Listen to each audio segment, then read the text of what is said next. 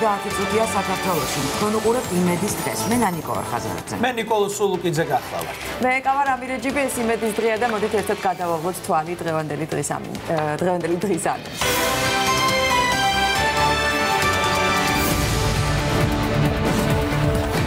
დასაქმებულთა დარღვეული შრომითი უფლებები საქართველოში.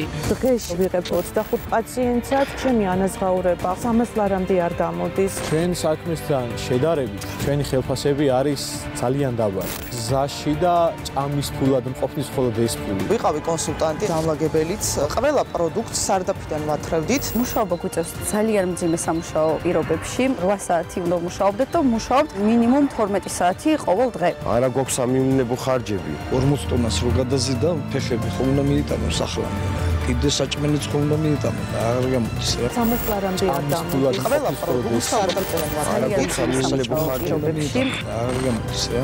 ვინ აკონტროლებს დამსაქმებლებს და როგორ დავიცვათ დასაქმებულთა უფლებები? დასაქმებულმა იცის, რომ თუ დაარღვევს შრომით უფლებას, სახელმწიფო მას არ მოსთხოვს პასუხს. ნახეთ რისკ ფაქტორში, რა მექანიზმი აქვს სახელმწიფოს დასაქმებულთა უფლებების დასაცავად.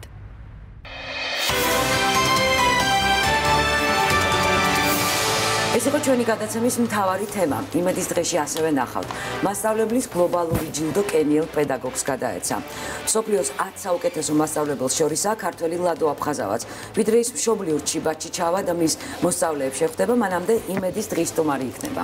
გადაცემის მიწურულს ჩვენ ვისაუბრებთ კომუნიკაციების ეროვნული კომისიის ახალ პროექტზე შეამოწმ. ჩვენი სტუმრებისგან გავიგებთ თუ როგორ შევძლებთ ინტერნეტის ხარისხისა და სიჩქარის შემოწმებას. თუმცა მანამდე რა თქმა უნდა წარმოვადგინოთ რისკ ფაქტორი და მივესალმოთ უნდა თიკო ფეიქრიშვილს, რომელიც გვიერთდება. ჩვენ როგორც ანონსში ვნახეთ, დღეს ვისაუბრებთ დასაქმებულთა უფლებებზე, შრომით უფლებებზე, რომელიც ძალიან მნიშვნელოვანი თემაა და საინტერესო ამჯერად რისკ ფაქტორის მუშაობის შედეგად თქვა რა სურათი გამოიკვეთა. თიკო, მოგესალმებით. ნამდვილად, გამარჯობა.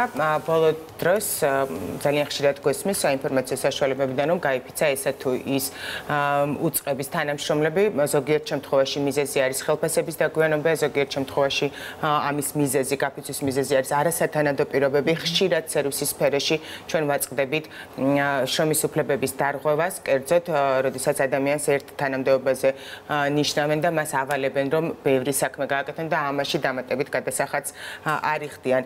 მე რამდენიმე მათგანზე გავამახვილებ ყურადღებას, მაგალითად 27 თებერვალს თბილისის საავიაციო ქარხანა თბილავიამშენის თანამშრომლებმა ხელფასების გაზრდის მოთხოვნით დაიწყეს გაფიცვა.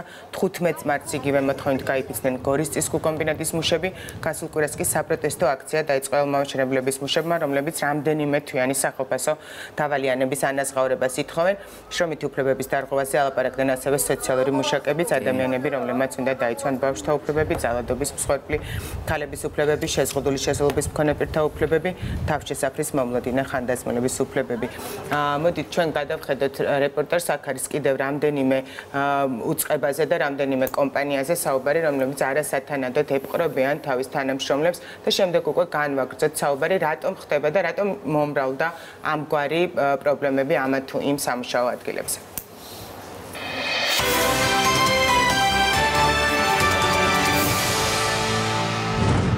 ექვსთვიანი სახელფასო დავალიანების გადახდის დაწყებას წინ რამდენიმე დღიანი საპროტესტო აქცია უწყობდა ელმომშენებელი ქარხნის თანამშრომლების, რომლებიც დამსაქმებლისგან კუთვნილ ხელფასს ითხოვდნენ.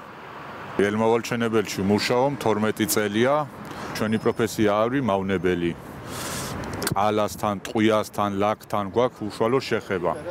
6, 7 თვის, 5 თვის ხელფასები არის დასარიგებელი. ვითხოვთ კუთვნილ ხელფასს. ვართ ასეთ გაწამაწიაში არავინ არ გველაპარაკება. ადმინისტრაცია გაფიცულ თანამშრომლებთან კონტაქტზე ისევე როგორც ჟურნალისტებთან თვეები არ გამოსულა. ამან დასაქმებულები აიძულა საპროტესტო აქციით ქუჩაში დამდგარიყვნენ და თავისი კუთვნილი ანაზღაურება მოეთხოვათ. დასახმარებლად მათ პროფკავშირებს მიმართეს. ჩვენ გსურდა რეალურად გამოგვეთხოვა ყველა საჭირო დოკუმენტაცია და დიალოგის ფარგლებში დავრწმუნებული ვიყავით იმაში, რომ ქარხნის ამჟამინდელი მდგომარეობა ეს გახლავთ ნამდვილად ობიექტური მდგომარეობა. მოლაპარაკებებზე უარი მივიღეთ, უფრო მეტიც მათ საერთოდ კარებიც არ გაგვიღეს და შენობაში შევსულიყავით. აქედან მოყოლებული დასაქმებული ადამიანები იძულებულები გახდნენ გაემართათ საპროტესტო აქციები და მათი მოთხოვნა გახლავთ ძალიან მკაფიო და ძალიან ნათელი. მათ სურთ აიღონ თავიანთი ნამუშევარი, ხელფასი წაიღონ საკუთარ ოჯახებში. გაფიცული თანამშრომლები ამბობენ, რომ ადმინისტრაციამ ხელფასების ეტაპობრივი ჩარიცხვა დაიწყო. დაფარავენ თუ არა მთლიან დავალიანებას ან გააგრძელებენ თუ არა თანამშრომლობას გაფიცულებთან, ჯერ არ იციან. მე ახლა გაგიზიარებთ საკუთარ გამოცდილებას, რომელიც შევიძინე ერთ-ერთ მარკეტების ქსელში, კონკრეტულად სპარში. რამდენიმე დღის წინ სოციალურ ქსელში მარკეტების ქსელის სპარის ყოფილი თანამშრომლის ვიდეო გავრცელდა. კონსულტანტის თანამდებობაზე მომუშავე მარიამი სპარის ადმინისტრაციას შრომის პირობების დარღვევაში ადანაშაულებდა.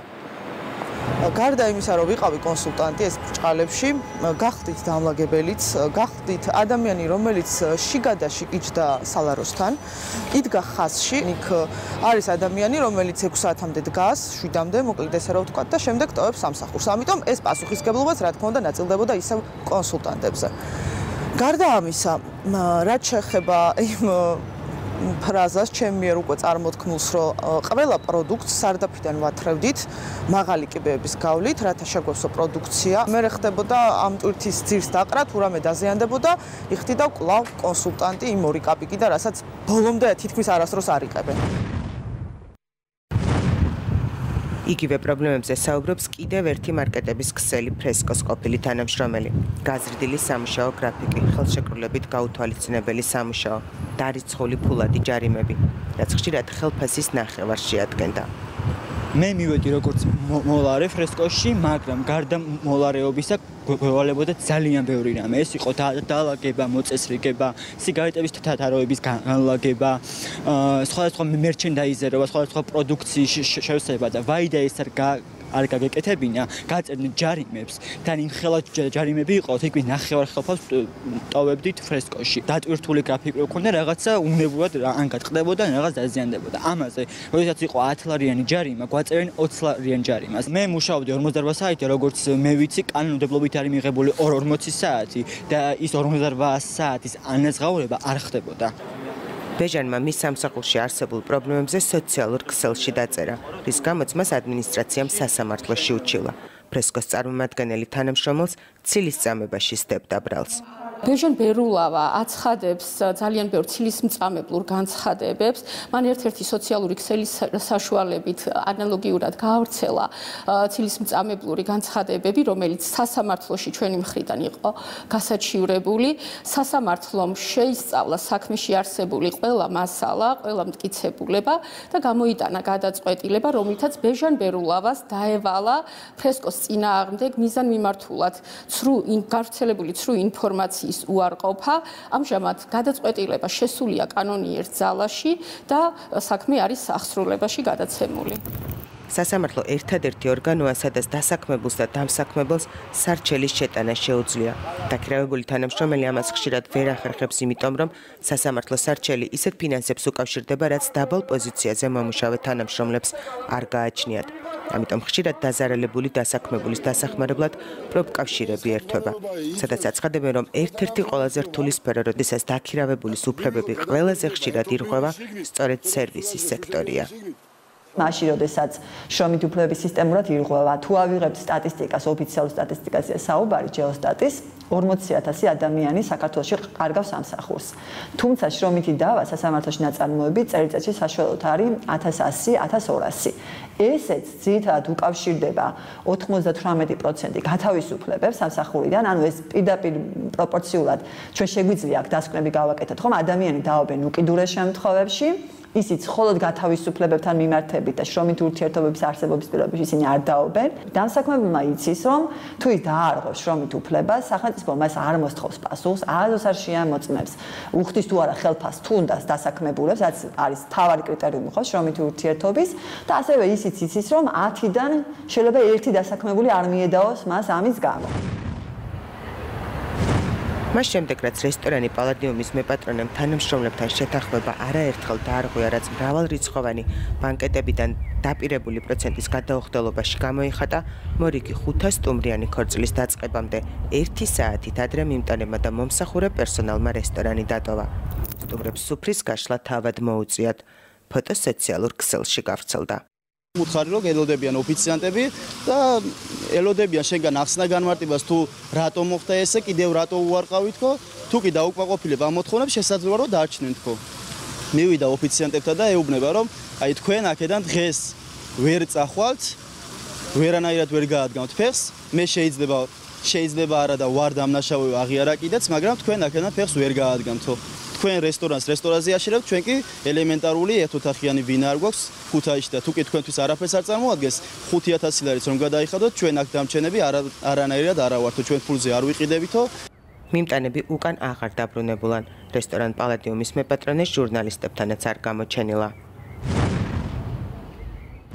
მე მაგალითად ხო ძალიან დაბალი მაქვს ხელფასი, მე და ჩემს სხვა კოლეგებსაც რასაც ვერ ვიღებდით ჩვენ წლების მანძილზე ამასთან ერთად. ზოგს აქვს 2015 წლის დავალიანებები, ზოგს 2016 და ასე შემდეგ. ბელა თეთრაძე მეოთხე საჯარო სამედიცინო ცენტრში ექთნად 7 წელი ამუშაობს. პრობლემები ხელფასთან დაკავშირებით მას და მის კოლეგებს ჯერ კიდევ 2015 წელს შეექმნათ.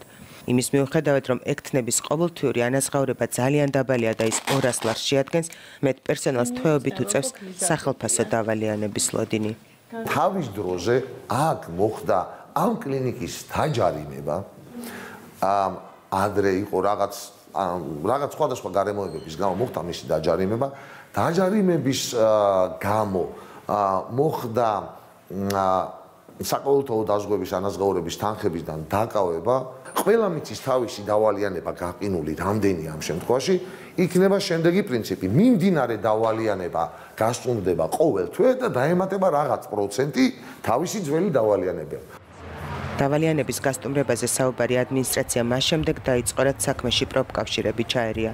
დამოუკიდებლად ამა თუ იმ უწყების თანამშრომლები დამსაქმებლისგან საკუთარი უფლებების დაცვას ვერ ახერხებენ.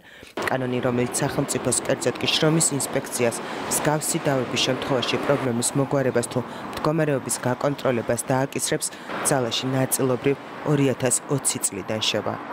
ამჟამად შრომითი ინსპექცია არის მხოლოდ უსაფრთხოებაზე, მაგრამ 2020 წლიდან ეს შეეხება გარკვეულ სექტორებს, როგორც შრომის უსაფრთხოების კანონმდებლობით დავიწყეთ, გაკეთდა ჩამონათვალი სექტორების, ასევე სექტორულად შეეხება და 2022 წელს უკვე მთლიანად გავრცელდება ყველა სექტორზე. საქართველოს შრომის კოდექსის სამუშაო საათები კვირაში არ უნდა აღემატებოდეს 40 საათს, სპეციფიური სამსახურების დროს კი 48-ს. იმ შემთხვევაში თუ თანამშრომელი 48 საათზე მეც, ანუ ზეგანაკვეთურად იმუშავებს, მას უნდა მიეცეს განსხვავებული ტარიფით დამატებითი ანაზღაურება, რაც საათში იმაზე მეტი იქნება, რასაც ის ჩვეულებრივ სამუშაო დროს იღებს. თუმცა ამ კანონს უმეტესად დამსაქმებელი არ იცავს და ზეგანაკვეთური შრომისთვის დამატებით თანხას ან საერთოდ არ იხდის, ან ძალიან მცირე ოდენობით. ან საერთოდ არ ანაზღაურებენ მას, ან სიმბოლური ტარიფით, მაგალითად 0.1% და ზოგჯერ გვაქვს შემთხვევები 1 თეთრით ანაზღაურებენ ზეგანაკვეთურ შრომას, მარტო იმიტომ, რომ აი სიმბოლურად შესრულდეს კანონი. სიმბოლურად არის დღემდე ძალაში საქართველოს პრეზიდენტის 20 წლის წინანდელი ბრძანებულება, რაც მინიმალური ხელფასის ოდენობას დღემდე განსაზღვრავს და ის კერძო სექტორში 20 ლარს, ხოლო საჯარო სამსახურში 125 ლარს შეადგენს.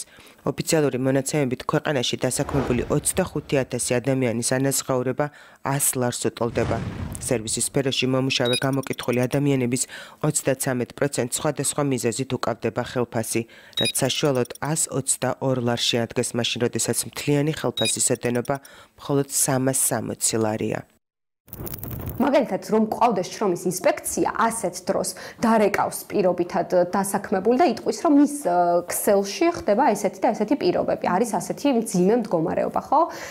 არ ხდება სამუშაოს დროული ანაზღაურება და ასე შემდეგ ყველა პრობლემა. ამ დროს როგორც წესი და ძალიან ბევრი ქვეყნის მაგალითად შეგვიძლია ვთქვათ, რომ შრომის ინსპექციები მიდიან ადგილზე ამოწმებენ ვითარებას და გასცემენ კონკრეტულ გადაწყვეტილებებს.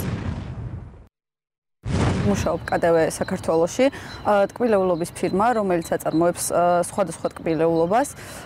მუშაობა გვიწევს ძალიან მძიმე სამუშაო პირობებში და გვაქვს ძალიან დაბალი ანაზღაურება იმასთან შედარებით, რა სამუშაოც გვაქვს.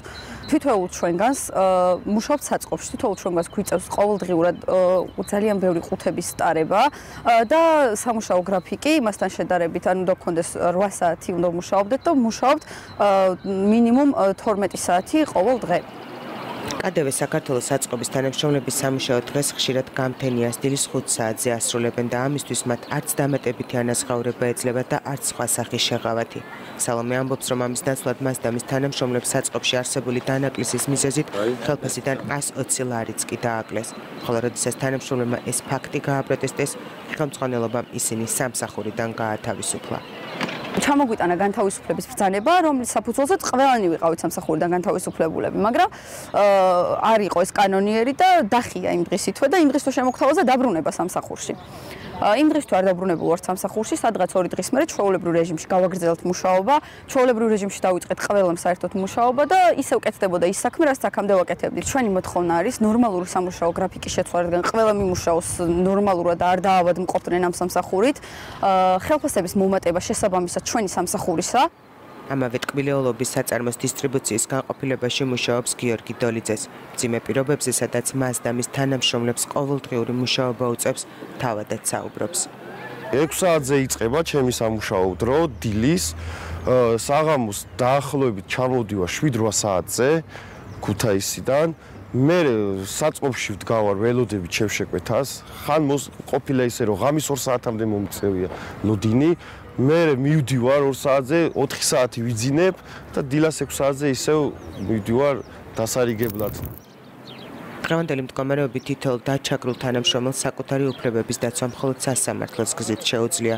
შრომის კოდექსში დაგეგმილი ცვლილებების შედეგად სახელმწიფო უწყება შრომის პირობების დარღვევის საქმეებში 2020 წლიდან ეტაპობრივად ჩაერევა.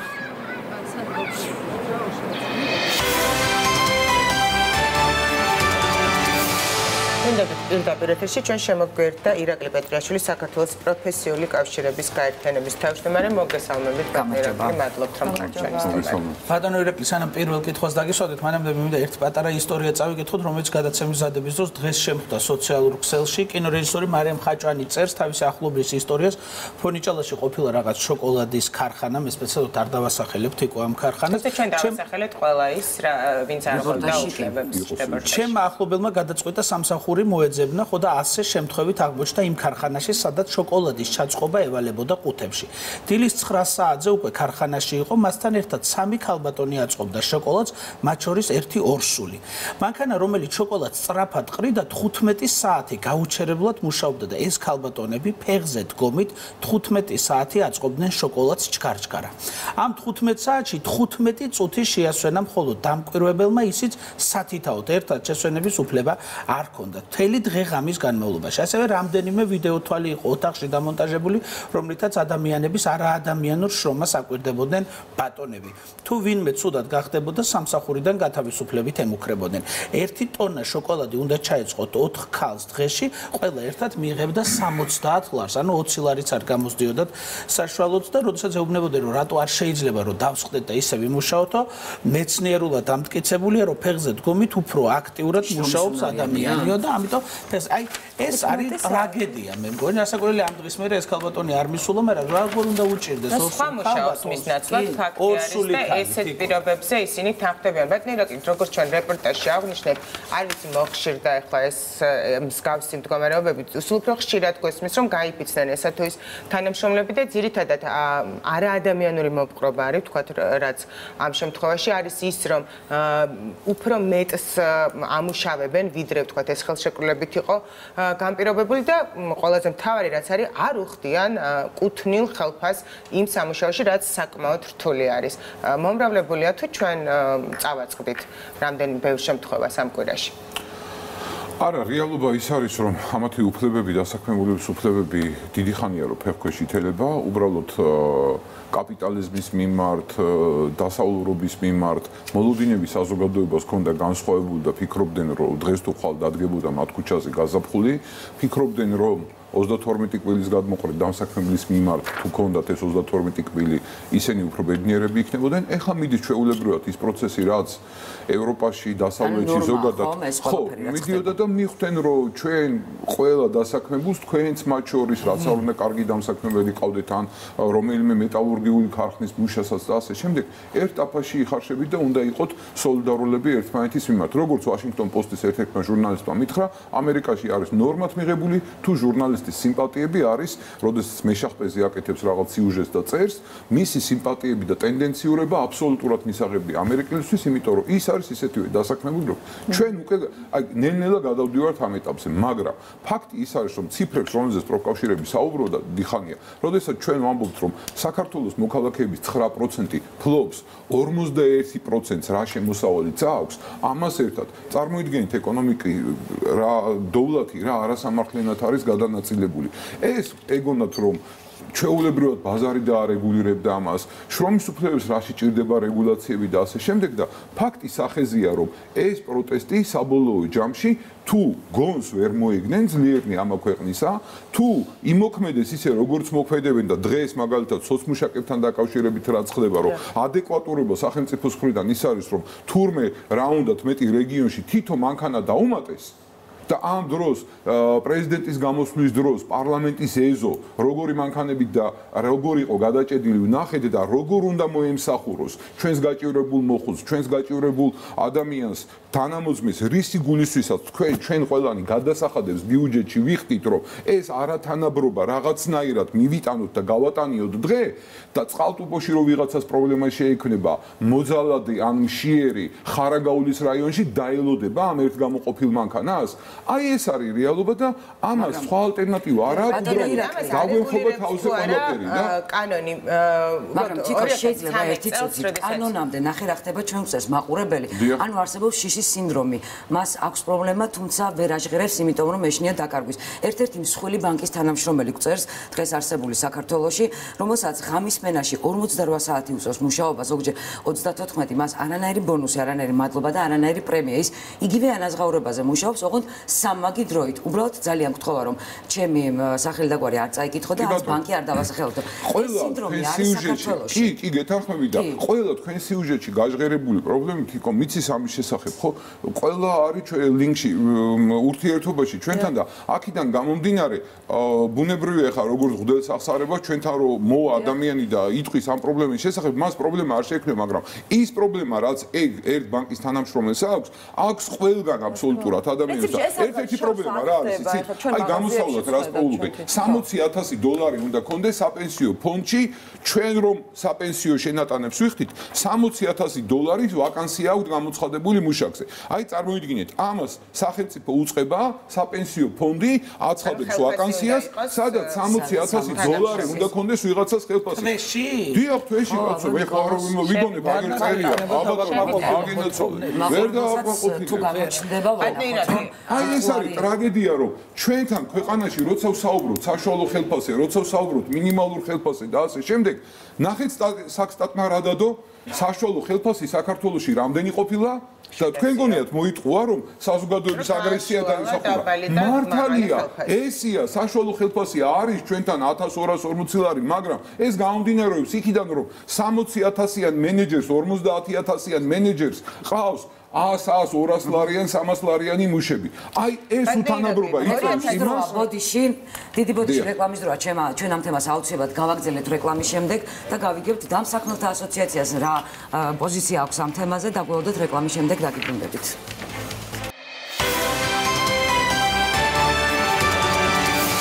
იმედის და დაბრუნდა პირდაპირ ეთერში ჩვენ შემოგვერდნენ ელგუჯამელაძე საქართველოს დამსაქმებელთა ასოციაციის პრეზიდენტი და ადამიანის უფლებების სწავლების და მონიტორინგის ცენტრის სოციალური პოლიტიკის პროგრამის დირექტორი კოტეერისთავი. მადლობთ მოგზაურობისთვის, საკმაოდ აქტუალური არის თემა, როდესაც ჩვენ გვწერს ძალიან ბევრი უწყების თანამშრომლები თუ როგორი იყო მათი უფლებები.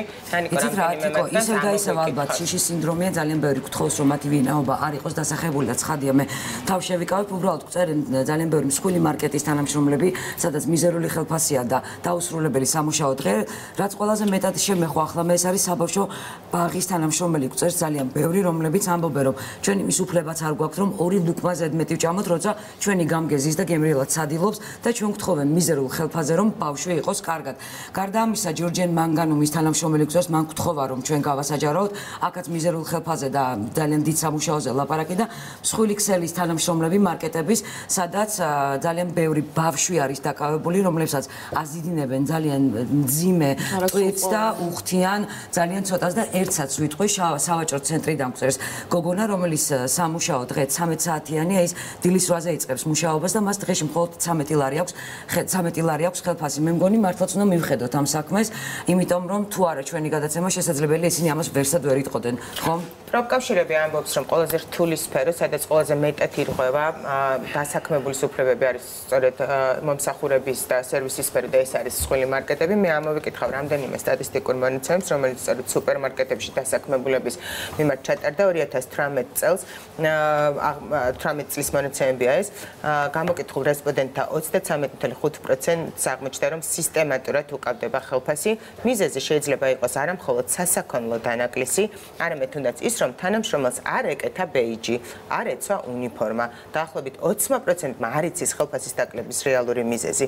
60%-ს კი ხელფასის დანაკლისის გამო აკლდებათ ხელფასი, როცა საშუალოდ მათი ანაზღაურება 360 ლარს შეადგენს, ყოფილა შემთხვევები, როდესაც 120-125 ლარიც კი დაუკავებია დასაქმებულს და თვის ბოლოს მათ აუღიათ თითქმის განახევრებული ხელფასი. კიდევ ერთხელ მოგესალმებით სტუმრებს. ბატონო გუჯა, პირველ რიგში მოდით თქვენ, რადგან იცავთ ბიზნესის ინტერესებს, ამ შემთხვევაში ვისაუბროთ სწორედ სუპერმარკეტებზე და იმაზე, რაც ჩვენ რეპორტაჟშიც გავაჟღერეთ და რასაც სტატისტიკაც გვეუბნება, რომ ყველაზე ხშირად სწორედ აქ ირღვევა უფლებები, როდესაც ხელშეკრულება აქვს დამსაქმებელს დასაქმებულის მიმართ, რომ ის უნდა იყოს სალაროსთან და მან უნდა იმუშაოს მოლარედ, მას უწევს მუშაობა რამდენიმე თანამდებობაზე ერთად, მათ შორის საწყობიდან გამოაქვს ტვირთი, მათ შორის დაცვაც კი უწევს, ბევრი საუბრობს სხვათა შორის ამაზე, უწევს კონსულტაცია და ასე შემდეგ და დაალაგება. შეიძლება თუ არა, რომ ესე მოექცე თანამშრომელს, რომელსაც აქვს მინიმალური ანაზღაურება, როგორც ჩვენ ვნახეთ. მოგესალმებით, მადლობას მოგახსენებთ, რომ დაინტერესდით ამ თემით.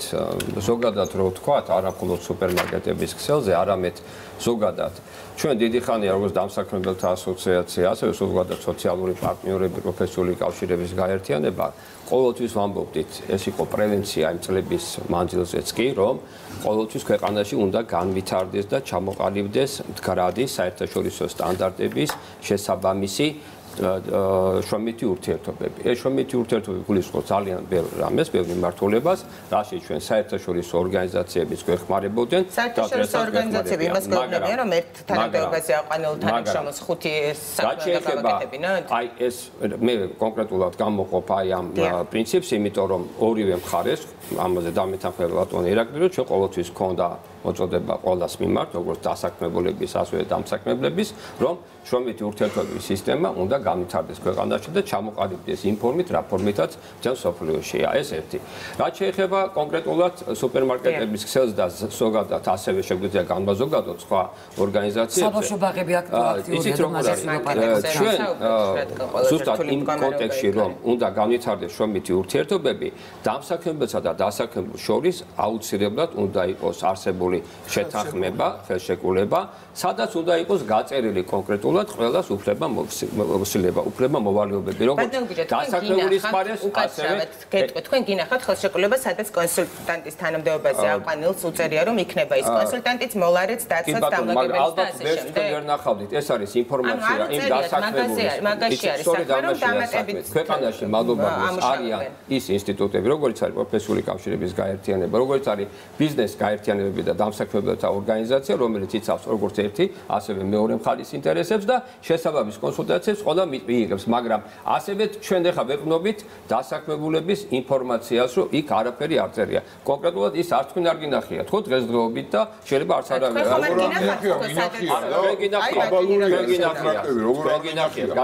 კონტრაქტებია ისეთი, რომ ამისა დახრეტაზე აწერიებენ, ხელზე თანახმოვანები.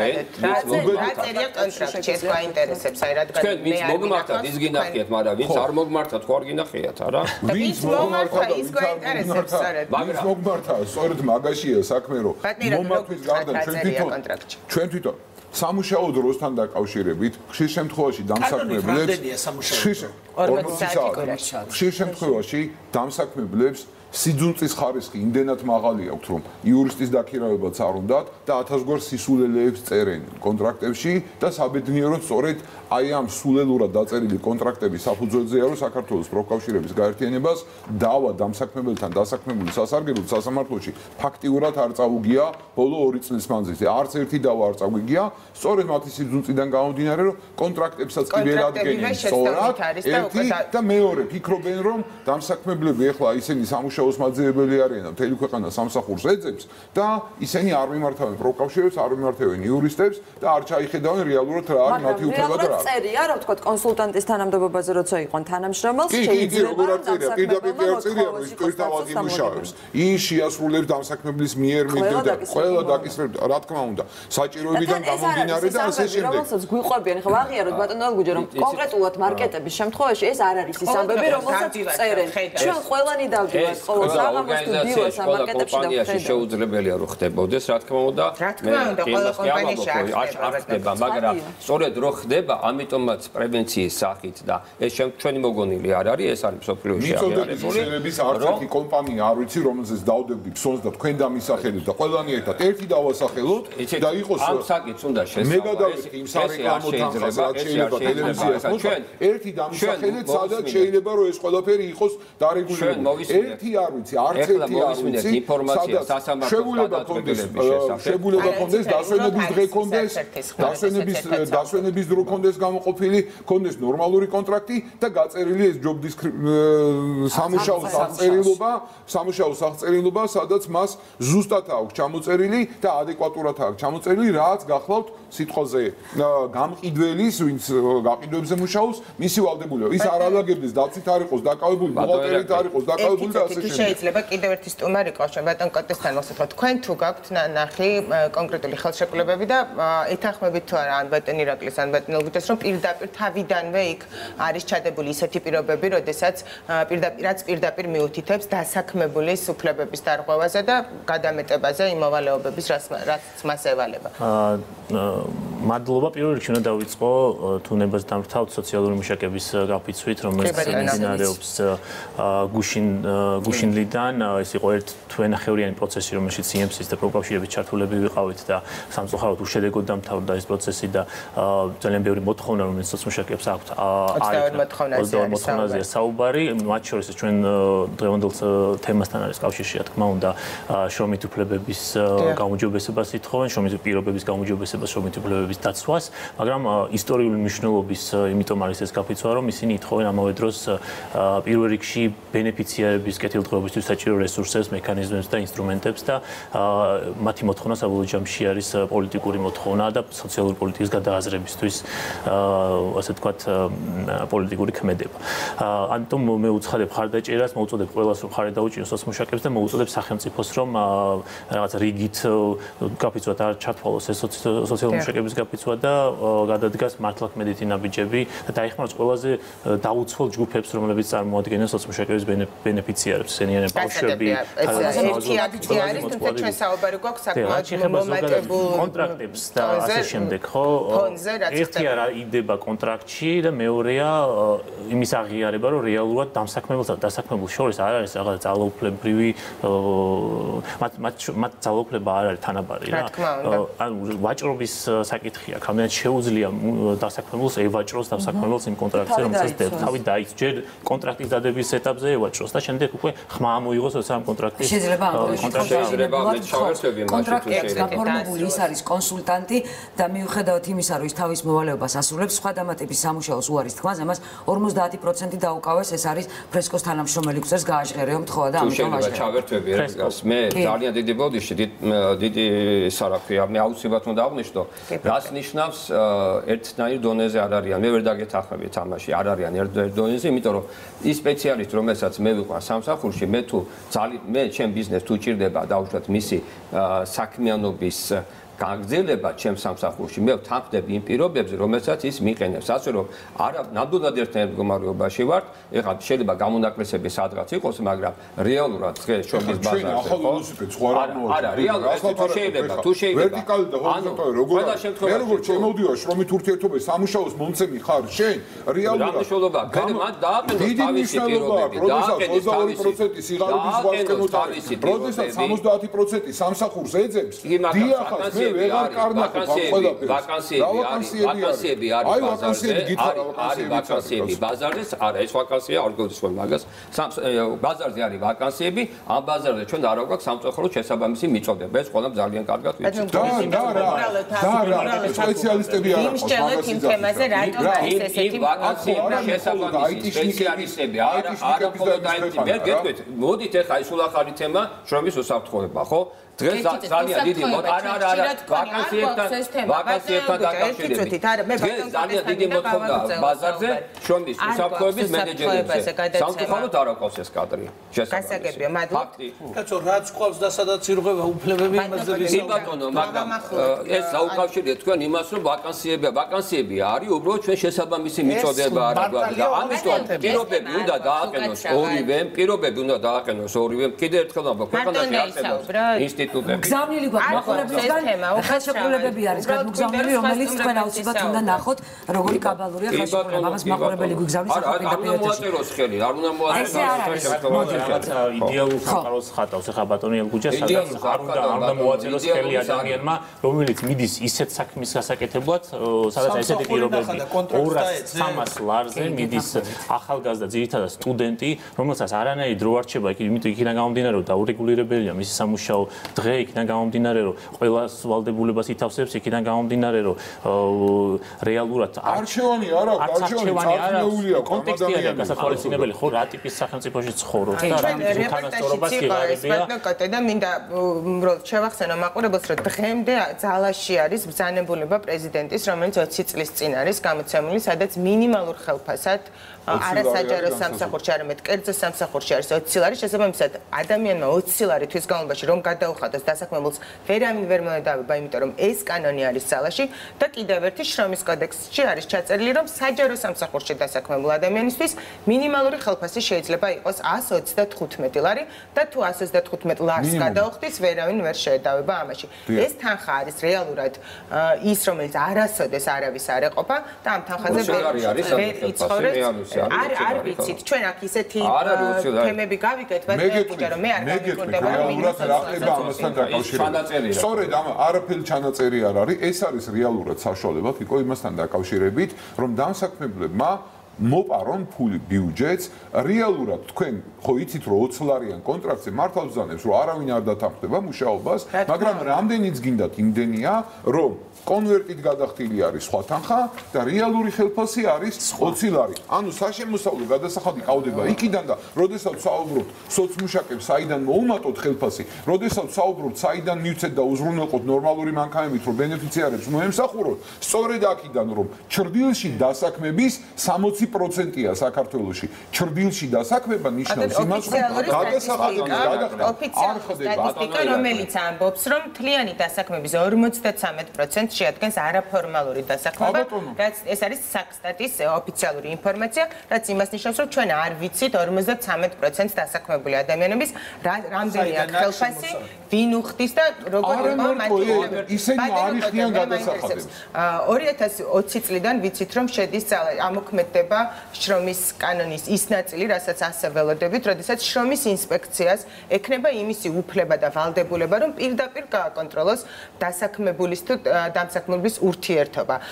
იმის გარდა რომ ეს უნდა შევიდეს ძალაში არის თუ არა სამწუხაროდ ეს 2020-დან დაიწყება და 2022-ში დამთავრდება. ახალი კანონის მიხედვით, შრომის უსაფრთხოების შესახებ კანონის მიხედვით, მხოლოდ შრომის უსაფრთხოებაზე ვრცელდება. უსაფრთხოებაზე არ გვაქვს საუბარი, ურთიერთობაზე საუბარი, უფლებებზე რომ აი უბედურებაც ეგ არის და არაერთჯერ გაგვიცხადებია ხო რომ უფლებებზე არ ვრცელდება და უფლებები უსაფრთხოებისგან გამიჯვულია და გასათებია ბატონო 2022-დან იქნება თქო მაგას 22-დან აპირებენ ვითომ ამ რო განხორციელდეს ინსპექცია უფლებებს ეს არა ხო ეს ერთ-ერთი მოთხოვნაა ჩვენი რა უნდა გამოასწოროს უბრალოდ მაინტერესებს ეს მდგომარეობა საკანონმდებლობაში ჩვენ რა უნდა შევცვალოთ რომ ყოველ წუთას არ გვესმოდეს რომ დაირღვა ამა თუ იმ ადამიანის უფლებები და ისინი ითხოვენ ადეკვატურ განათლებას სწორედ ეს შრომის ინსპექციის მექანიზმი რომელიც არის ერთ-ერთი უმთავრესი მექანიზმი შრომის უფლებების რეალიზებისთვის ანუ ინსპექტორი უნდა შევდიოდეს მარტივად რო ვთქვა საწარმოში ამოწმებდეს არა მარტო უსაფრთხოების ზომებს არამედ მათ შორის ამ ხელშეკრულების გაქორწინებული პირობების აღსრულებას არა და სამწუხაროდ ზუსტად ეგ არის სამწუხაროდ მეგობრო დავასრულე რა უბრალოდ შრომის ინსპექციას უფლებრივ ნაწილში არ ჩაეწერო მისი უფლებამოსილება ვრცელდება შრომის უფლებების შემოწმებაზეც არის მხოლოდ და მხოლოდ შრომის უსაფრთხოებაზე ის ორიენტირებული უბრალოდ ეხლა ჩვენ რასაც ზეიმობთ და ესეც მიღწევაა ძიმე მავნე და საშიშ პირობები რომ იყო ეხლა შეუძლია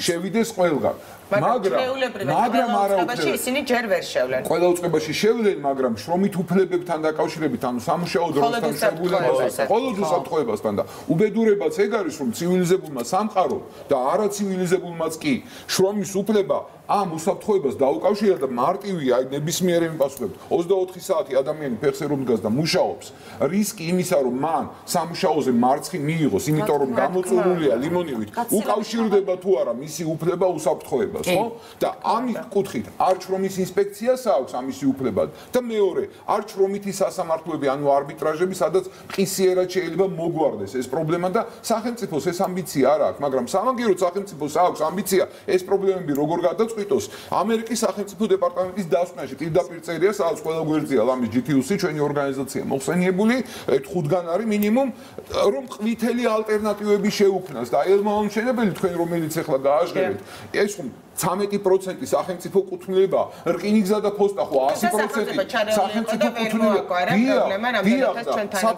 საპირწონით რა არის მათ მიერ წახალისებული ცრუ პროფკავშირები ვითომ პროფკავშირები რომლებიც ამ საკითხებს ვითომ და არეგულირებენ და უნდა შეუქმნან ილუზია ამ ხალხს რომ თქვენ პრობლემებს აგერ მოვაგვარებთ რა ეხლა ეს გიჟი არანორმალური აგერ ბარიკადებზე დგას და აგერ ყავს ნორმალური ვისთან ერთადაც დავარეგულირებთ ამ პრობლემას ვითომ სამწუხაროდ და ამაზე აკრიტიკებს ძალიან მოკლედ რაც შეეხება ჩვენ პოზიციებს სახელმწიფო პასუხი არ მაინტერესებს მე ჩემსას ვამბობ ჩვენ ერთმნიშვნელოვნად ხარს უჭერთ რომ ქვეყანაში ადამიანის შრომითი უფლებები იყოს დაცული ამ ორი აზრი არ არის ჩვენ ხარს უჭერთ რომ შრომის უსაფრთხოება იყოს დაცული მაგრამ ეს არ უნდა მიიღწევოდეს მაკონტროლებელი ინსტიტუტების უზომოდ გაზრდით და შექმნით და უზომო უფლება არა ჩვენ არის და საერთაშორისო გამოცდილებას საერთაშორისო გამოცდილება ჩვენ ვაგობთ რომ ყველა ორგანიზაციაში უნდა შევიდეს შრომითი უფლებები და დამკვიდრდეს ყველა ორგანიზაციაში უნდა შევიდეს მაგას საკენ მოგახსენებთ და ყველა ორგანიზაციაში უნდა შევიდეს შრომის უსაფრთხოების სისტემები მაგრამ ის რომ ჩვენ მაკონტროლებელი სისტემით შევქმნათ ეს ლანჩხუთი გაქვთ გასაკონტროლებელი 4 თვე ხელფასი არ მიუღეთ დაცვის თანამშრომლებს რომელსაც ხელშეკრულებაც კი არ დაუდეს თუ რატომ ეს ალბათ თქვენ უნდა გაიგოთ ისინი ზეპეს სიტყვად რეკლამის დროა მადლობა წარმატებებს ფორმალ ლაპარაკებს აღარ მოვალ მაშინ იმედის და პირდაპირ ეთერში აგრძელებს მუშაობას და ბოლო პერიოდია სოციალური სივრცე თუ ტელესივრცე სრულიად მოიცვა დუბაიმ, სადაც მასწავლებლის გლობალური ჯილდოს დაჯილდოების ცერემონია მიმდინარეობდა. ჩვენ ყველანი გულშემატკივრობდით ლადო აფხაზავას ჩიბათის სკოლის მასწავლებელს, რომელიც სკოლაში სამოქალაქო განათლებას ასწავლის. ამ შეკრებაზე იმყოფებოდა ჩვენი ჟურნალისტი ნუცა მამულაშვილი და ოპერატორი ტიტო როსტეაშვილი. სწორედ ნუცასგან მოვისმენთ შეჯამებას თუ რა ხდებოდა დუბაიში და შემდეგ წარგიდგენთ მთავარ გმირს მთელი ამ ამბებისა. ნუცა მოგესალმებით. მოგესალმები ნიკოლას, მივესალმები იმედის დღის მაყურებელს. მე და ჩვენი ოპერატორი გუშინ საღამოს დავბრუნდით დუბაიდან, სადაც ლადო აფხაზავასთან ერთად ვიმყოფებოდით და ჩვენ 3 დღის განმავლობაში ვაშუქებდით იმ მოვლენებს, თუ როგორ ვითარდებოდა მასწავლებლის გლობალური ჯილდოს ღონისძიება. არ ვიცი ეს როგორ მივიტანეთ ჩვენ მაყურებლამდე, თუმცა აუცილებლად უნდა ვთქვა, რომ მე ჯერ კიდევ ემოციების და შთაბეჭდილებების ქვეშ ვარ, რადგან ნამდვილად მიამაყება, რომ მე უშუალოდ ვესწრებოდი იმ ადგილს და ვიყავი იმ ადგილას, სადაც ლადო აფხაზავამ ნამდვილად ასახელა საქართველოს და წარადგინა მსოფლიოს წინაშე. ისევე როგორც ქართულმა მასწავლებელმა ლადო აფხაზავამ შეცვალა არსებული რეალობა გურიაში, გამარჯვებულმა კენიაში შეცვალა ასევე არსებული რეალობა. პიტერ ტაბიში ასწავლის ერთ-ერთ ღარიბ რეგიონში, სადაც ძალიან ბევრ ბავშვს ჭირდება დახმარება და ის ძალიან ბევრ კეთილ საქმეს აკეთებს მათთვის, თუმცა აუცილებლად უნდა ვთქვათ, რომ თითოეული ფინალისტი ამათიდან გამარჯვებულია, რადგან ისინი არიან გმირები, რადგან მათ ნამდვილად ძალიან დიდი მათი დამსახურება არის ძალიან დიდი და მათი წვლილი ამ პროფესიაში, იმიტომ რომ ისინი მუდმივად ცდილობენ დაარღვიონ ჩარჩოები და გაასცდნენ ყველანაირ საზღვრებს. ძალიან გამიჭირდება რომ ყველაფერი დეტალურად მოგვიყვეთ ეს 3 დღე ასეთ მოკლე დროში, თუმცა მინდა რომ ყველაზე მნიშვნელოვან მომენტებზე გავამახვილო თქვენი ყურადღება. პირველად, როდესაც ლადო აფხაზავა შეხვდა 10 ფინალისტს, მათ სასტუმროში სივრცეში თავიანთი სტენდები დახვდათ, ძალიან ორიგინალურად გაფორმებული, სადაც გადიოდა თავიანთი ვიდეო კოლაჟები, რომლებიც სპეციალურად მასწავლებლის გლობალურმა ჯილდომ მოამზადა მათთვის და სოფელი ჩიბათის კადრები მინდა გითხრათ, რომ ტრიალებდა ისეთი სახელმწიფოების გვერდით, როგორიც არის იაპონია, დიდი ბრიტანეთი, ამერიკის შეერთებული შტატები, ჰოლანდია და ასე შემდეგ.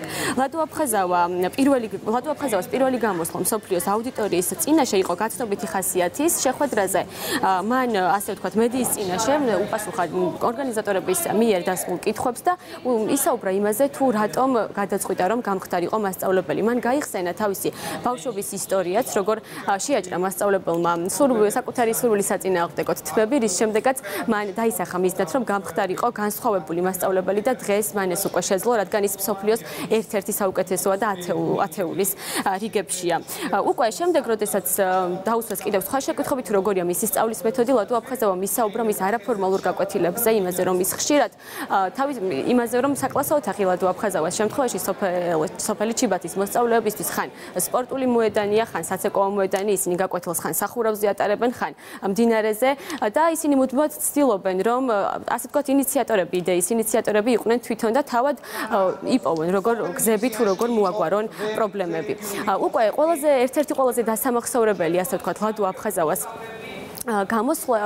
გამოსვლაში და ასე ვთქვათ, დუბაიში იყო მასტერკლასი, რომელიც ქართულმა მასწავლებელმა ფართო აუდიტორიის და 200-მდე ქვეყნის მასწავლებლის წინაშე ჩაატარა. მასტერკლასზე მან რამდენიმე პროექტი, ასე ვთქვათ, გააცნო დამსწრე საზოგადოებას, სადაც ისაუბრა იმის შესახებ, თუ როგორ აგვარებენ პრობლემებს და როგორ ებრძვიან კონფლიქტებს თავის მოსწავლეებთან ერთად ისინი სოფელ ჩიბათში. მან ისაუბრა იმ რელიგიურ კონფლიქტზე, რომელიც მის კლასში ხდებოდა და მოუყვა მაყურებელს იმის შესახებ, თუ როგორ ატარებდა გაკვეთილებს მეჩეთში. მან მოუყვა მაყურებელს, ასე ვთქვათ, ასევე იმის შესახებ, თუ მან მოუყვა მაყურებელს ასევე იმის შესახებ, თუ როგორ რგავენ მცენარეებს და როგორ გააშენეს თანერგემეურნეობა დანგრეულ სკოლაში და ლადო აფხაზავას გამოსვლა ასევე იყო ძალიან დასამახსოვრებელი იმითაც, რომ მან პატარა აქტივობები ჩაატარა მსოფლიოს მასწავლებლებისთვის, თუ როგორ იწყებს ის გაკვეთილს, ჩვენ ახლა კადრშიც ვხედავთ, მან შესთავაზა ერთ-ერთი ასეთი აქტივობა, მათ ფრინავი ობიექტები უნდა შეექმნათ და ლადო აფხაზავამ უთხრა, რომ გაეშვა შემდეგ ეს ფურცლისგან შექმნილი ფრინავი ობიექტები, თითქმის ყველა მასწავლებელმა სხვათა შორის გააკეთა თვითფრინავი, ლადო აფხაზავამ კი დაკუჭა ფურცელი და ისე ისროლა და ამით დაანახა მათ, რომ პრობლემებს არ უნდა მიუდგეთ რთული გზით და მათი მოგვარება მარტივადაც შესაძლებელია. ასევე უკვე ბოლოს მან თავისი ერთ-ერთი მოსწავლის, ჩიბათის საჯარო სკოლის მოსწავლის ვიდეო აჩვენა დამსწრე საზოგადოებას და მასწავლებლებს და აჩვენა ის აქტივობა, თუ როგორ ხურდებიან ბავშვები და აცეკვა მთელი დარბაზი და ჯორჯია ისმოდა, ასე რომ ვთქვათ, დუბაიში მასწავლებლებისგან ყველანი ერთხმად ძალიან ერთხმად და უკვე უნდა გადავიდე აუცილებლად ფინალურ ეტაპზე, არ მინდა რომ ძალიან დიდი დრო დავკარგო თამაში. ჰიუ ჯეკმანი უძღვებოდა თქვენ იცით უკვე კარგად ნახამაყურებელმა ეს კადრები ღონისძიებას. ლადო აფხაზავას გამოსვლა იყო ძალიან ემოციური. მე მოხარული ვარ რომ ამ დროს მქონდა შესაძლებლობა რომ ყოფილიყავი დარბაზში. ჰიუ ჯეკმანმა არათუ საქართველოს და ლადო აფხაზავას შესახებ იცის, არამედ უკვე გაიგო სოფელი ჩიბათის სახელით. მან პირადად მიულოცა მასწავლებლებს ეს მნიშვნელოვანი წარმატება და მადლობა გადაუხადა ასეთი ღირსეული მოღვაწეობისთვის. უკვე კენიიდან გამარჯვებული გამოაცხადეს ჰიუ ჯეკმანმა გამოაცხადა წლევანდელი ღონისძიება არ იყო ისეთი პომპეზური, თუმცა ჰიუ ჯეკმანისგან ამის გამოცხადებას ნამდვილად არ იყო, ასე ვთქვათ, ურიგო. კენიის წარმომადგენელი, რომელიც ასე ვთქვათ, 60 მოსწავლეს ასწავლის ფიზიკა, მათემატიკას, სადაც ბავშვები შიმშილობენ, ხშირად მათ ფეხით უწევთ კილომეტრების გავლა, ის აკეთებს ძალიან დიდ და კეთილ საქმეს მათთვის, რადგან თავისი შემოსავლის 80%-ს ურიცხავს მათ. თუმცა ჩვენ აუცილებლად უნდა ვთქვათ, რომ 10-ვე ფინალისტი კიდევ ერთხელ გამარჯვებულია და ლადო აფხაზავამ ნამდვილად სულ სხვა კუთხით და სულ სხვა მხრიდან გააცნო საქართველოს მსოფლიოს. დიდი მადლობა ნუცას, ჩემო გვერდი წარმატებით სრევლიც კი მომადგა. გილოცავთ ჩვენს და ჩვენს არაჩვეულებრივ სტუმარს ლადო აფხაზავას. გამარჯობა. ახლა ესე მოგესალმებით. როგორ იყო? ყაბალახით წავიდა დუბაიში, მაგრამ ყაბალახზე არ დაეტევა ის ჩინმედლები, რომელიც მას დაიმსახურა და აწინ ნაბადით უნდა იარო, იმიტომ რომ ნაბადზე დაეტევა ეს. გამარჯობათ, მოგესალმებით და ძალიან დიდი მადლობა იმედს, რომ ჩემი იმედი იყავით და ნუცა არაჩვეულებრივი ჟურნალისტია, ისაოცარ რაღაცებს აკეთებდა, რაც სხვა წამყვანმა ჟურნალისტებმა ვერ მოახერხა, ნუცა ახერხებდა ამ ყველაფერს და ძალიან დიდი მადლობა, რომ ისეთ რაღაცებს პოულობდა და ისეთ ხო, ასეთი ხალხი მუშაობს იმედის დღეში. ძალიან საინტერესო იყო მათთან მუშაობა. ძალიან კარგი. ძალიან გახარებული ვარ, იმიტომ რომ სოფლიომ არაჩვეულებრივი მასწავლებელი, შთამაგონებელი მასწავლებელი შეარჩია, ეს არის პიტერი, რომელიც უკვე თავიდანვე პირველივე წუთებიდან დავმეგობრდით და ის გეხვეწები მითხარი გუშინ დაახლოებით 15-20 წუთი ნონ-სტოპ რეჟიმში გაუჩერებლად ვისმენდი პიტერის სინქრონს ინტერვიუს, რომ მეთარგმნა და საკმაოდ სპეციფიურად საუბრობს ის ინგლისურად. აი ეს ბარიერი თუნდაც თავი ძრუს გადმოვთარგმნეთ ფაქტობრივად, იმიტომ რომ ძალიან რთული იყო და აი ჩახვედი ლადო ამ ხელა აუდიტორია, ამდენი მასწავლებელი მსოფლიოს სხვადასხვა წერტილიდან. არ გაგიჭირდა ესე უცებ თქვა კონტაქტში შესვლა? საერთოდ არ გამჭირვებია, იმიტომ რომ იქ ეს არის სივრცე, სადაც ყველა უსაფრთხოდ გრძნობს თავს. მე როგორც უსაფრთხოდ გრძნობდი თავს, ასევე უნდა იგრძნოს ჩვენმა მოსწავლეებმა, ჩვენ გაკვეთილებზე თავს. ანუ თუ ხარ უსაფრთხოდ, შენ არ აქვს ბარიერი, არც ენის, არც კითხვის დასმის ბარიერი, არაფერი, ხო? ნუ შეცდომაც კი არ შეიძლება. მოსულა. ანუ ეს ბარიერი რაღაცნაირად ადვილად ხო, ამიტომაც არა, ჩვენ მოსწავლეებს სწორედ ეს უსაფრთხო გარემო სჭირდება. მოსწავლეები არის ახსაზდელები და აუცილებელია, რომ ჩვენ შეცდომებით კი ვაპატიოთ. აი მე პირადად ხშირად გამიჟღერებია მოსწავლე, რომ ცუდად მომექცა, ან ცუდი რაღაცები მაკადრა. მე ვიყავი აღფრთოვანებული და გახარებული, იმიტომ ის ახსაზდელია და მან ლანგარზე დამიწყო, თუ რა უნდა მოვაკლო. რა უნდა გამოსწორდეს. ხო. და იქ ჩემი კაპრიზების დრო აღარ არის, ხო? ხო, მაგრამ იქ იყო დრო, სადაც უნდა ლადო აფხაზავას, ცხადია ნუცასაც, საქართველოს უნდა რაღაც გეჩვენებინათ, აგეხსნათ რა ქვეყნიდან ხართ, გეთქვათ როგორები ვართ, როგორ მოახერხეთ, რომ აი ესე მალე ჩიბათი უკვე იცის მსოფლიომ. ნუცა შენს გუპასუხე და ლადომაც. მე რომ ლადო აფხაზავას ინტერვიუებში ნამდვილად არ ეთყობოდა, ანუ ესე ის ღელვა და ის ემოციები, რომელიც ასე ვთქვათ არ ღელავდა, თუმცა ანუ იმდენად დატვირთული რეჟიმით იყო ტელეფონუმის განმავლობაში, ჩვენ კი გვიჭირდა ლადოს გამოჭერა და ინტერვიუს აღება მისგან, იმიტომ რომ ძალიან დიდი ყურადღების ცენტრში იყო მედიის მხრიდან და ყველა ცდილობდა, რომ 10 ფინალისტი იქ მართლა გამორჩეულები იყვნენ, ყველას უნდა და მათგან ინტერვიუები და ჩვენს კი გვიჭირდა, რომ ლადოსთან მისულიყავით და მართლა ეხლაც ემოციების ქვეშ ვარ, აუცილებლად უნდა ვთქვა და მე არ ვიცი, როგორ იტევს ეს ერთი ადამიანი ამდენ ზღვა ემოციას, რომელიც იქ დაგროვდა ეს მილოცვები. ჩავიდეს ჩიბათში ჯერ ნახოთ. მე ჩიბათისთვის უფრო მეტი ენერგია მაქვს დარჩენილი, იმიტომ რომ მე ბოლო დღეს, როდესაც დაჯილდოება იყო და ნომრიდან გამოვდიოდი, მე ჩემს ბარგში ვნახე ჩემი ბავშვების რაღაც ჩადებული. მანამდე ეს არ ქონდა პატარა. არა, შეიძლება უფრო ცუდი ყოფილიყო, აი ბოლო წუთებში ვნახე, რომ ჩემმა მოსწავლეებმა ჩამიდო წამლები. ეს არის გაციევების წამალი, ეს არის თავის ტკივილის წამალი, მას ეს გული თუ აქტივდეს, ეს წამალი დალიეთ, ჭამის შემდეგ ჭამის. ეს იყო იმდენად ემოციური, ეს იყო ჩემთვის ყველაზე დიდი მილიონი. ხალხო არ ვიცი რა დამემართა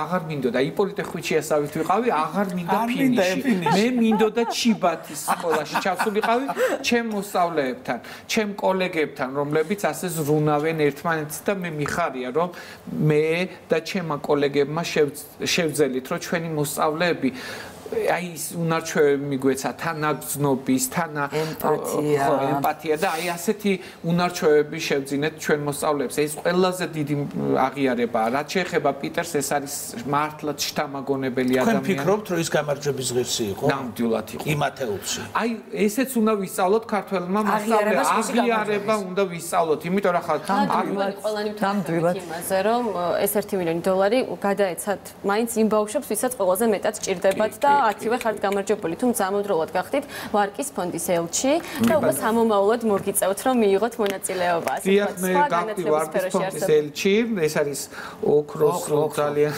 ძალიან მსხვილი მონეტა და ძალიან სასიამოვნოა, რომ ეს მონეტა საქართველოში ჩამოვიტანეთ. მაინც ამაზეც იმაზეც ვფიქრობ, რომ ეს მაინც არ არის ჩემი, ეს ეკუთვნის საზოგადოებას და აი სწორედ ეს განათლება ყველასათვის კოალიცია. ხო, ბატონო ლადო, ეს არ არის ჩემიო. ეს შესაძლებელია უნდა იყოს ყველა პედაგოგის, ვინც დღეს საქართველოშია. რა გზავნილი გაქვთ მათთვის, მასწავლებლებისთვის, ვინც დღეს საქართველოში ასწავლიან, რომ მიაღწიონ იმას, რასაც მიაღწიეთ თქვენ, რა უნდა ქნან?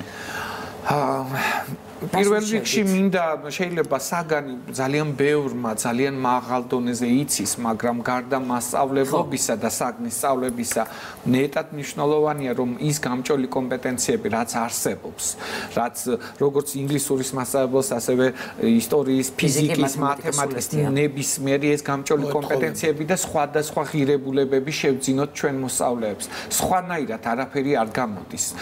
იმიტომ რომ ეხლა ადექი, დაჯექი, რა ტექსტი ისწავლე რამდენი დოზით ისწავლე, რა ხარისხით ისწავლე, ამის შემოწმება არ მოაქვს შედეგი.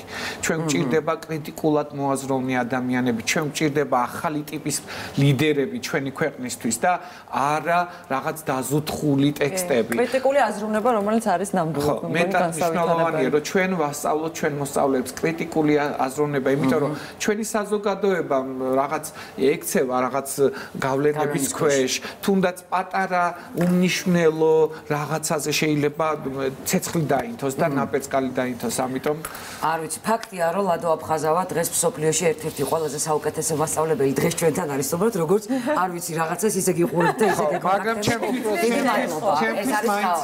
ქართველი საზოგადოების მიერ ნაჩუქარი ფონდი პატარკამშვილის ფონდის ნაჩუქარი ეს პირველია. კაი. დიდი მადლობა ბატონ ლადო, ჩვენ უკვე ვნახავთ როგორ შეგხვდებიან თქვენ ჩიბათში. წარმატება. დიდი მადლობა. დიდი მადლობა გვერდით. ნამდვილად რომ მომეცა შესაძლებლობა რომ მე მოგზაურა ლადო აფხაზავასთან და ძალიან დასამახსოვრებელი იქნება და ყოველთვის მემახსოვრება ეს დღეები. ძალიან დიდი მადლობა, შენ იყავით ჩემთვის ძალიან დიდი იმედი.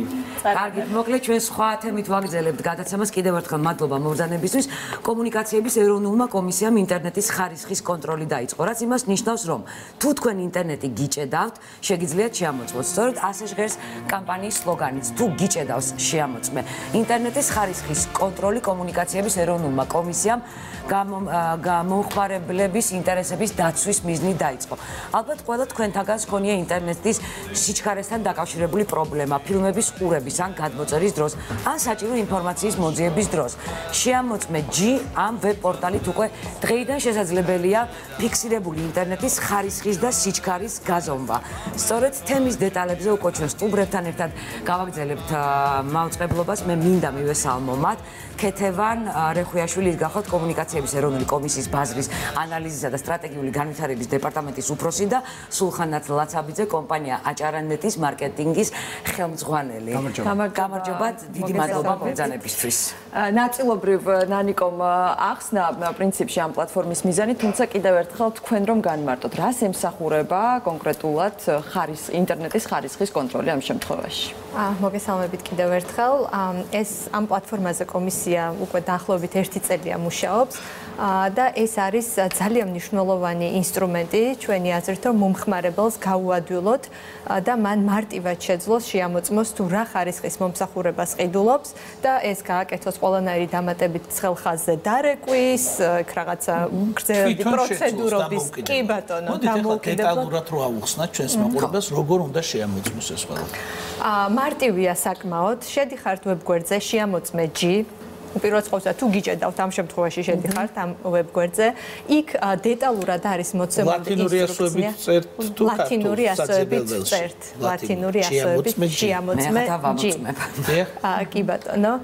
შემდეგ არის მოცემული ინსტრუქცია, რომელიც არის იმისთვის, რომ გაზომვის შედეგები ხედავს მაყურებელი თან პარალელურად, მადლობა რომ გვიხსენეთ. ანუ აი ამ მონაცემების შევსება უწევს, ხო, როგორც ის მონაცემები არის უკვე საჩივრის შემთხვევაში. ანუ პირველადი არის ინსტრუქცია, სადაც მომხმარებელს განემარტება, რომ აუცილებლად უნდა შეამოწმოს კაბელით არსებული შეერთება და არა Wi-Fi რუტერით. ეს ძალიან მნიშვნელოვანია იმისთვის, რომ ჩვენ მივიღოთ ზუსტი მონაცემები, როგორც იცით, ამ შედეგების შემდეგ, ანუ როცა საჩივარი დაიწერება, უკვე კომპანიას ხდება იქ მეორე მხარეს მოპასუხე და შეიძლება დადგეს მათი პასუხისგებლობის და საჩივრის განხილვის საკითხი, ამიტომ ძალიან მნიშვნელოვანია, რომ მონაცემები იყოს ზუსტი და სანდო. Wi-Fi-ის შემოწმების შემთხვევაში, ანუ შეიძლება ადგილი ქონდეს ამ Wi-Fi მოწყობილობის ხარვეს, არასწორი ინსტალაციას, რომელიც გამოიწვევს ავტომატურად არასწორი შედეგების დაფიქსირებას მომხმარებლის მხარეს. იქ რა წერია, თუ რაღაც სპეციფიკური ცოდნა საჭირო იმისთვის, რომ ჩვენ მივხვდეთ. ძალიან მარტივი ენით არის დაწერილი, ნაბიჯ, ძალიან ადვილად შეიძლება ამ პლატფორმის თავარი აზრი, რომ ადამიანს შეუძლია სახლიდან გაუსრულოთ თვითონ შეამოწმოს ყველანაირი თქვა რეკვების და ბრიგადების გამოძახების გარეშე. სულხან, როგორ აფასებთ თქვენ აი ამ ინიციატივას, როგორ ხედავთ? რამდენად აუცილებელი იყო, რამდენად საჭირო იყო და თუ იმუშავა? ორნაირად შევაფასებდი, ერთი როგორც კომუნიკაცია, როგორც კეთდება, მე როგორც მარკეტინგის სფეროდან ადამიანი, ძალიან საინტერესო გადაწყვეტა მოიპოვა ამ რეგულირებელმა კომისიამ და ესეთი არა, მიდგომა თუ როგორ უნდა მიაწოდოს ადამიანებს ეს ყველაფერი ძალიან ორიგინალური და საინტერესო არის. სიმღერებით, ადვილი ენით, მარტივად აღსაქმნელად. რაც შეეხება თვითონ აზრს ამ ყველაფრის, ძალიან საინტერესო არის რა, ჩვენ შემთხვევაშიც ხშირი არის ხოლმე მომართვიანობა, რატო ჭედავს ხოლმე. ძალიან ბევრ შემთხვევაში, მაშინ როდესაც ადამიანები შემოდიან ჩვენ რესურსზე, სადაც 450,000 ადამიანი არის ყოველ დღე უნიკალური მომხმარებელი და ისინი ძირითადად მოდიან ხოლმე იმ მომენტისთვის საპრემიერო ფილმებზე, საპრემიერო სერიალებზე, როცა გადაჭედილია. დაახლოებით ერთი და იგივე დროს სამსახურის მერე, პიკი საათის მერე. შესაბამისად, ბევრი არის ხოლმე შემთხვევა, როდესაც ჩვენი რესურსი თვითონ ვერ უძლებს და ამის გამო ხდება ხოლმე გარკვეული შეყოვნებები, თუმცა არსებობს ჩვენგან დამოუკიდებელი მიზეზები. იმისთვის რომ მომხმარებელი დარწმუნდეს და მიხვდეს სად ეძიოს პრობლემას, ძალიან კარგი ინიციატივაა, მარტივად შეუძლია მივიდეს და თქვა იმ კონკრეტულ შეამოწმეს. თუმცა დღეს ბაზარზე არსებობს კიდევ სხვა ასეთი საზომი აპლიკაციები. რა უპირატესობა აქვს შეამოწმე G-ს? შეამოწმე G ამ კონკრეტულ შემთხვევაში თქვენ სპეციფიურ პრობლემას მიუთითებთ, თქვენ სპეციფიურად გეტყვით რა პრობლემა არის და თქვა ყველა დანარჩენი აპლიკაცია იდეაში გაგიზომავთ უბრალოდ სიჩქარეს, რომელიც შეიძლება გამოწვეული იყოს ბევრი სხვადასხვა მიზეზი. და თქვენც რო გვიპასუხოთ, დღეს ბაზარზე არსებობს რეალურად ძალიან ბევრი აპლიკაცია, ბევრი არა, რომელთაც ჩვენ შეგვიძლია ვამოწმოთ სიჩქარე და ხარისხი. რა უპირატესობა აქვს შეამოწმე G-ს აი ამ კონკრეტულ შემთხვევაში? მნიშვნელოვანი, როგორც უკვე ვთქვი, არის ტესტის და შედეგების სიზუსტე და სანდოობა. განსხვავებით სხვა აპლიკაციებისა, ჩვენ შემთხვევაში იზომება, ასე ვთქვათ, არხი, რომელთაც ინტერნეტი მოგეწოდებათ, სრული დატვირთვით. შეიძლება ხა ცოტა ტექნიკურად ვისაუბრო, მაგრამ ეს მნიშვნელოვანია. უხეშად აი რომ შევადარო მაგალითად წყლის მილი ხო, თქვენ შეიძლება გქონდეთ რაღაცა მილი, მაგრამ ერთი არის მილში წყალი იმ რაოდენობით მოედინება თუ არა, რაც გამტანურარიერობა აქვს ამის თუ უბრალოდ ესე მოწანწკარებს ასე ვთქვათ წვეთებად. კი ბატონო, ჩვენ შემთხვევაში ანუ ვამოწმებთ სრულად დატვირთვა და შეუძლია თუ არა მილს ამ რესურსის რეალურად გატარება და მოგეწოდებათ თუ არა. იმ შემთხვევაში კი ბატონო ხდება მხოლოდ რაღაცა პატარა სპეციფიური ფაილის გაგზავნა და ამის ამასთან მიმართებით ყველა ის ადამიანი, ვისაც შესაძლებელია პრობლემა გაუჩნდეს ინტერნეტის მოხმარების დროს. მე მგონი ძალიან კარგი გადროჭირდება ქვიანად ამ პროცედურას. პირველადი ტესტი, ანუ პირველი ტესტი ალბათ სადღაც დაახლოებით 2 წუთამდე, რომელიც პირველადად გიჩვენებთ ხარვეზი ფიქსირდება თუ არა. თუ არ ფიქსირდება ხარვეზი, თქვენ აღარ გაქვთ საჭიროება, რომ გააგრძელოთ ტესტირება, თუმცა სურვილი შემთხვევაში, რომ ნახოთ ზოგადად რა პარამეტრები, რა მახასიათებლებია და სად არის შესაბამისობასთან, შეგიძლიათ რა თქმა უნდა თქვენი სურვილისას გააგრძელოთ. რა შემთხვევაში შეიძლება მივიღოთ უხარისხო ინტერნეტი? უხარისხო ინტერნეტი ერთი და უპირველესი არის, რომ კომპანია არ გაწვდით იმ სიჩქარეს და იმ ტექნიკური პარამეტრებით, რომელთაც უნდა მოგაწოდოთ და რაც ხელშეკრულებაში გიწერიათ, თუმცა იმ შემთხვევაში თუ კომპანია თავის ვალდებულებას პირნათლად ასრულებს, არის კიდევ გარკვეული მახასიათებლები. ეს არის Wi-Fi რუტერის გამართულობა და სწორედ ამიტომ არის, რომ ამ გაზომვების შემთხვევაში თქვენ უნდა გამორთოთ Wi-Fi-დან თქვენი მოწყობილობა და შეამოწმოთ მხოლოდ კაბელის შეერთებით. ანუ კაბელი უნდა ვიყიდოთ ახლა ყველამ, ვისაც არ გვაქვს. თქვენ კაბელი გაქვთ, კაბელი გაქვთ აუცილებლად, ოღონდ შედის ეს Wi-Fi რუტერში, შეგიძლიათ გამოერთოთ იქიდან შეერთოთ კომპიუტერში. კი ბატონო და დაიწყოთ გაზომვები. დაახლოებით, კი ბატონო. მე მეგონა დამატებით კიდე მეტრიანი კაბელი მინდა რომ არა, დამატებით კაბელი არ შეიძლება, რაც გაქვთ სახში ის კაბელი შეგიძლიათ გამოიყენოთ ამ შეერთებისთვის. ანუ ერთი არის რომ Wi-Fi რუტერი შეიძლება იყოს გაუმართავი, შეიძლება ტექნიკურად იყოს შეზღუდული და ვთქვათ 100 მეგაბიტიანი ინტერნეტი თუ გაქვთ ის იყოს ისე მოწყობილი რომ 50-ზე მეც ვერ ატარებდეს და ვერ ასხივებდეს და შეიძლება იყოს თქვენი კომპიუტერის მოწყობილობის ხარვეზი.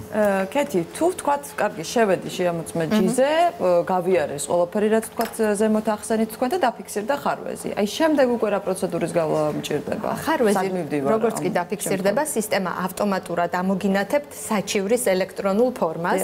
თქვენ შეავსებთ უკვე ამ შემთხვევაში თქვენს მონაცემებს, იმიტომ რომ უნდა ვიცოდეთ აბონენტი ვინ არის, ვინც ჩივის და აფიქსირებს ამ ხარვეზს. საჩივარი მოდის კომისიაში, ასევე ავტომატურ რეჟიმში და უკვე კომისიასთან არსებული მომხმარებელთა უფლებების დამცველი და კომისიის ტექნიკური დეპარტამენტის შესაბამისი წარმომადგენელი გიკავშირდებათ, რომ დააზუსტოს ეს მონაცემი. კი ბატონო, ნამდვილად თქვენ ნამდვილად დაწერეთ საჩივარი და შემდეგ უკვე მიმდინარეობს პროცესი, ანუ საჩივრის განხილვა, თუ საჭიროა დამატებით შემოწმება, რომ გამოირიცხოს ხარვეზი. ახლა სულხანს მინდა ვკითხო, შეამოწმე GS იქნება ერთგვარი ამოსუნთქვა კომპანიისთვის, იმიტომ რომ ის აბონენტები, რომელიც თქვენ მოგმართავდნენ პირდაპირ ხარვეზისას, თვითონ მოაგვარებენ ამ პორტალის არსებობის წუთიდან უკვე სახლში. ეტაპობრივად ნამდვილად იქნება, ჩვენს მივხვდებით რეალურად ჩვენი ბრალეულობის გამო რამდენად ხშირი არის ხოლმე მომართვიანობა, იმიტომ რომ ამ კონკრეტულ შემთხვევაში ჩვენ გლობალურად ვაფიქსირებთ ჩვენს მხარეს არის თუ არა პრობლემა და ვერ ხვდებით ინტერნეტის თვითონ მომხმარებლის მხარეს ხო არ არის ხოლმე ეს ძირითადი პრობლემები.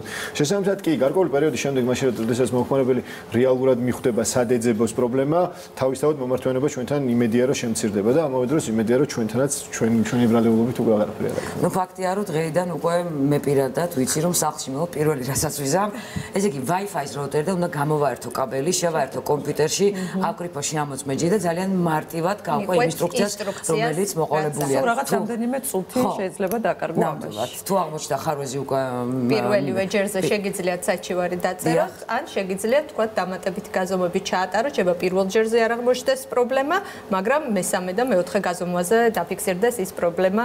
თავარია მიუყვეთ ინსტრუქცია ძალიან მარტივს და დანარჩენს ყველაფერს აღმოჩნდეს. რამდენ ხანში შეიძლება რომ თქვათ განიხილონ, ან რა დროში შეიძლება გაიწელოს თქვათ შენი კონკრეტული შემთხვევის განხილვა. უკვე მას შემდეგ რაც დაფიქსირდა თქვათ ხარვეზი და ის საჩივრის ფორმა შეავსეთ. როგორც კი კომისიაში, ან თქვენ საჩივარს როგორც კი დაწერთ, ის ავტომატურად გადმოიგზავნება კომისიაში და მომხმარებელთა უფლებების დაცველი შეძლებს დაგვარად იმის თან გამომდინარე რამდენი საჩივარია დაგროვილი, დაგიკავშირდებათ რიგითობის მიხედვით. კი ბატონო, აუცილებლად.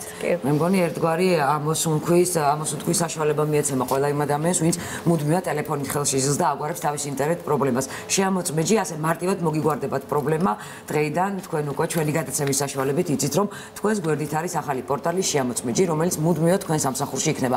მადლობა მობრძანებისთვის, ამ კამპანიას მინდა მე წარმატება უსურვო, დარწმუნებული ვარ, რომ ყველაფერი კარგად წავა ისე როგორც თქვენ გეგმავთ. წარმატებებს გისურვებთ, მადლობა. ძალიან დიდი მადლობა. ვერ დავამთავრებ დღევანდელ გადაცემას ისე რომ დიდ ქართველ კლასიკოს მწერალს ბატონ გურამ დოჩანაშვილს არ მიულოცოთ. დაბადების დღე დღეს მას 80 წელი შეუსრულდა და გურამ დოჩანაშვილი არის განსაკუთრებული მოვლენა ქართულ ლიტერატურაში მისმა თაობამ და რამდენიმე ადამიანმა ქართულ წერილობაში სრულიად შეცვალეს დამოკიდებულება ლიტერატურისადმი და ერთნაირი პოპულარობით სარგებლობდა მათი შემოქმედება როგორც ლიტერატურულ სხვადასხვა მიმართულებაში, ისე თეატრალური მიმართულებითაც, იმიტომ რომ გურამ დოჩანაშვილის წვლილი ქართული თეატრის განვითარებისთვისაც და სატელევიზიო თეატრისთვის განვითარებისთვისაც ძალიან დიდია და ხშირად არ აღნიშნავენ ხოლმე ამ მიმართულებას. მაგალითად თუმანიშვილის თეატრში არსებობს რეჟისორი ბატონი ლუგზარ ბაგრატიონი, რომელიც თითქმის სულ გურამ დოჩანაშვილის ნაწარმოებებს გავს. ჩვენ არაერთი სატელევიზიო დადგმა გვახსენდება ეროსი მანჯგალაძისა და სხვათა მონაწილეობით და ამ მიმართულებისაც მისი ტექსტები მართლა არის სამოქმედო გეგმა და კათარზის განაცდევინებს ადამიანს, იმიტომ რომ კეთილშობილებაზე როგორც იტყოდა დედამიწას რა ატრიელებს ნანიკოს სიყვარული ჩემს აი ესე სიყვარული დოჩანაშვილი ასე წერს ვინმეზე და ყველაფერზე და უხსავთ ჩვენ ბატონ გურამს გიერთდებით და მე არ მინდა დავამთავრო ისე გადაცემა რომ არ დაუბრუნდა ისევ იმ ფრაზას რომელიც ლადო აფხაზავამ თქვა და მე მგონი ერთ-ერთი მთავარი ლაიტმოტივი იყო ამ საუბარში რომ ვისწავლოთ სხვისი გამარჯვებაც და ესეც ერთ-ერთი მთავარი ღირსება ადამიანის ასე რომ გემშვიდობებით ხვალამდე ბედნიერებას ვისურვებთ. ნახვამდის